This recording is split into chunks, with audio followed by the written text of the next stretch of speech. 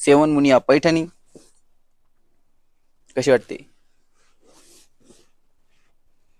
सुंदर अशी साडी, सुंदर अशी पैठणी,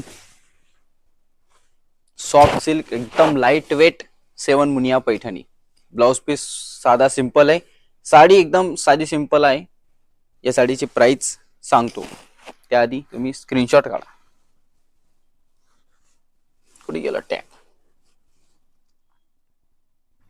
3100 रुपये या साडीची प्राइस आहे. किती? 3100 रुपीज ओनली. याच्यावर 10% डिस्काउंट फिक्स आहे.